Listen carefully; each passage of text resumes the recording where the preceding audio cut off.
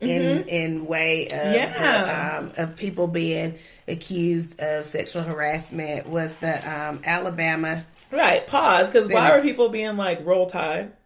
Like, I don't think, like, okay, so the victory happened last night, and people were like, Roll Tide, like, celebrating it with that. Why didn't they say War Eagle?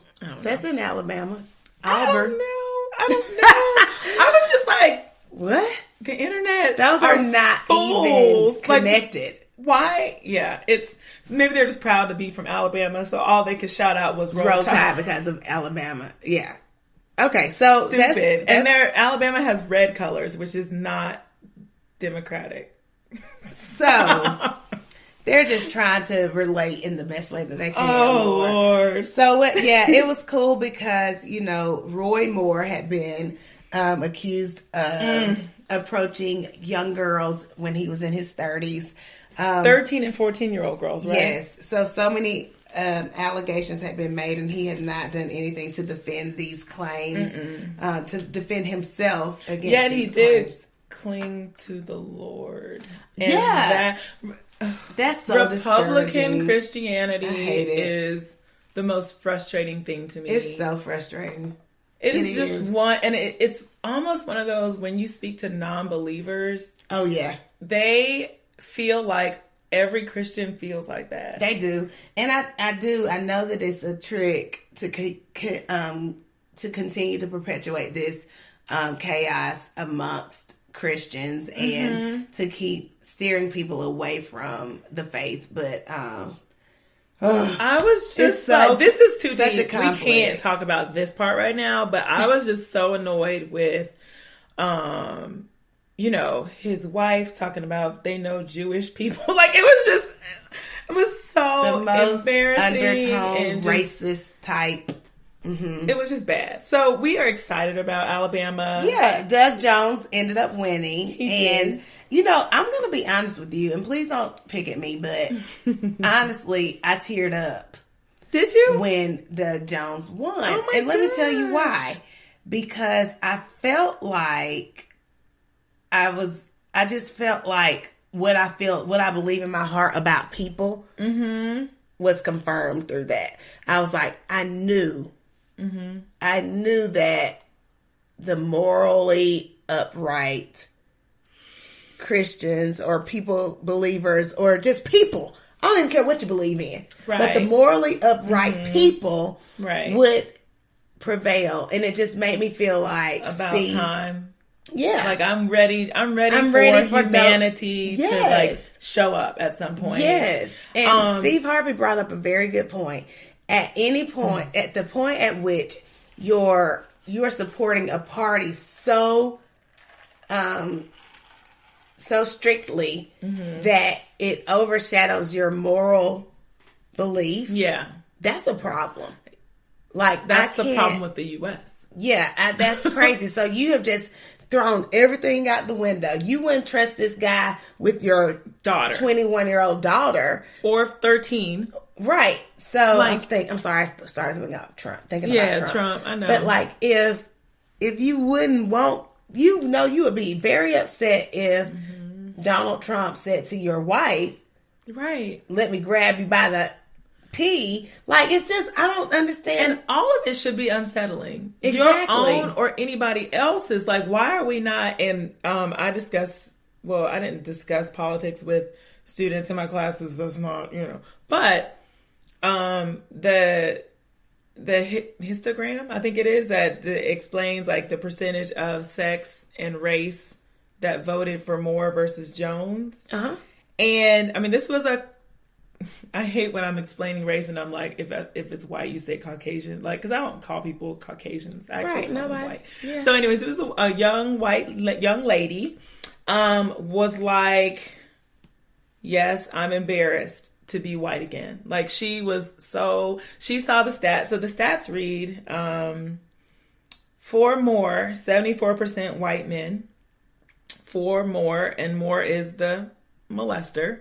Okay. For Moore, 65% white women, okay? And then for Moore, black men, 7%. for more, 3% black women. So basically, the black woman's vote was the majority for Jones. Mm-hmm. What I don't understand is the discrepancy between black women and white women.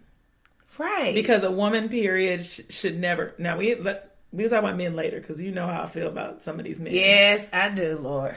I know how you feel, Jesus. I love my black man. Mm-hmm. But why would a woman, any woman, pick any woman in the world, who of those women would sign up to elect a child molester? Like... So that's back to what you said, Steve Harvey said, was like, you're throwing out every single part of you, your morals, your ethics, your being. Yeah. For everything that you've stood for all of your life, everything that you know in your heart is wrong. Right. You're just completely ignoring all of that to support a color. And that's like, this is some 65%. This is some real gang stuff, girl. Yeah. Like, we got the Bloods and the Crips. And like, ain't nobody ever pointed that out. But like 65, that's more than half that's huge. Of women in Alabama. That's huge. Feel like this is okay. It's okay. But that goes back to that setting boundaries and self-confidence. Because if you feel that, that's all it boils down to. Is there's nothing more to describe, to explain that. That's craziness. So, in my opinion, like we're back to Trump because with this was a victory. This is great. We can't really nitpick about how they didn't win or whatever. They won, thank goodness. But for Trump, sometimes I'm just wondering, like these people who actually elected him. I've heard one person, Rex Ryan. He's a football coach. He said, I voted for Trump. He's like, and I don't feel good about it. Like, he's the only one. Out loud. He admitted, he's like, if I had known, he's like, I donated money towards the campaign. And he was like, if I had known that it would turn into this, I would not have voted for him. And I feel really embarrassed that I did. Mm-hmm. If more people would do that, everything would be fine. Right. And am I asking everyone to bend the knee like Daenerys from Game of Thrones? Like, you just better bow down because you know you did wrong? But it would promote change and it would show healing. So a level of healing, yes. And I was gonna say, it would just. I finished your sentence. No, but I do like that. It would. Okay. It would. Mm-hmm. Because I know people are all. I mean, I've had this conversation. Like, I'm like, I know that there are some people. If you could see our faces, they're all screwed up. Like, we are so perturbed. We're so perturbed. Oh, God. I really wish we would start, like, videoing while we're recording the podcast. Maybe. Perhaps. Maybe. Next Friday. Perhaps next Friday we shall do that. Perhaps. Just because to show some clips, that would be very cool. Okay. So I just feel like it would make people have a lot more confidence in humanity in America. Yes. And the people who are right. Like I said, right is right, wrong is wrong. At the end of the day, period. Point blank. Draw your line in the sand. And stand by that. For something like sexual harassment or molestation of young people, everybody should be on one side. Right. Who is on the side who is on the side of do that? Like murder. Who is for murder? It's like, yeah. I'm voting for murder. I'm voting for the one to murder somebody. Right. Nobody. But then they do use that justification of abortion as murder. So it's like, are you going to choose murder? Or are you going to choose, this other? What I'm not about to do is get into that conversation. It's a lot. It is so much. And this is... But that was good stuff. There was a victory for humanity. Yay! Go Alabama. An all-red state who has not had a Democratic senator in 25 years. Yeah. Stood up. Like, they stood up. And was like, nope. Yeah. No more of these shenanigans. If this is the way we can have our voice and try to promote some type of change, we're going to have to do this because this is getting doggone ridiculous. That's what I feel like Alabama said. And the weirdest thing is that they, I think somewhere said that, the voters for more just didn't show up. Like, they didn't go. So they didn't even think it was important enough to vote for something like that. They didn't think it was important enough, or either they thought they had it in the bag. They had it in the bag, or they thought or they were too embarrassed to vote one way or the other, so they just didn't go. that one. They rather not go against their set, their clique, their gang. Yeah. They rather just stay at the house. And then that way, I don't have to go against my brother. Yeah. And Your brother. Republican and GOP. Because honestly, when you think of Alabama, you do think like straight up red. Straight up Selma. March on, and hate. Birmingham. And riots. It's a lot.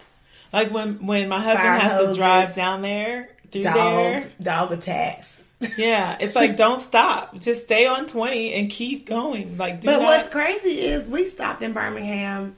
Oh, Birmingham is cool though. So nice. Right? Yeah. It's, But anywhere in between. I don't know about anywhere else. We were in Talladega, and I was like, okay. Y'all want to go to the races? Well, they have the HBCU there, Talladega College. So he had a game. And I was like, oh, well, it should be safe because they have an HBCU. So there's some black people there. Maybe not. Girl, there is an entire book that is written about like safe places to stop in the South. Wow. That it was like passed down from like the slave time, kind of, and it was like safe areas. Where'd you get that? I want to see it. I think it's called the Black Green Almanac. I'm not sure. I gotta make sure. I gotta find it. Please find it because I would love to have. They republished it, and now it's like this, like kind of a token like of the his miseducation of the black. Kind of. Yeah. So I would love to look at that again. And like hiking trails and places to stop. I think you need to get it for us. Yeah. Okay. That was great. So that's a great elephant in the room. We got to do better. We do. We have to do better because this topic here, we got to do better. As parents, as people of the United States and American culture, we've got to do better. Yeah. So, this topic that we're speaking of, that's so near and dear to many of our hearts. Oh, right. Is the elf. Elf on the shelf. May I please pause and give a shout out to that UW, University of West Georgia, because the person who wrote this book and came up with the elf on the shelf graduated from the UW, University of West Georgia. So are the elves only down here or are they all over? I think they're all over because, go on Pinterest. Yeah. It's not a small thing. No. But can I just tell you this one thing before we go into the real topic about the elf on the shelf? Lord. I need you to understand how much these kids believe. Like, I got to whisper, y'all, because my kid's downstairs and they might hear me. But, like, I had a conversation. I'm an elementary school assistant principal. I had a co-teacher who had an elf in the high school class, and they loved it. Shut your mouth. They loved it. He did all kinds of things with that elf every day. That is so cute. So my babies were telling me though that there are all of these videos on YouTube of people and their elves, and it just makes them believe even more because these elves are doing things like on film, on camera, where they're not even touching them. So they look like they're really doing stuff. So I'm still talking in my low tone because I will not ruin my baby's childhood, okay?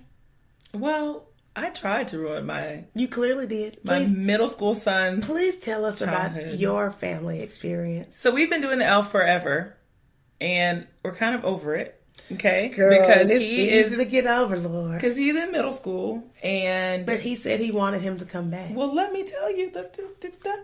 Okay. So he's in middle school. I thought you were about to say. So our plan was to have him help us set him up for Missy, who is 9. She's 3rd grade. So yeah.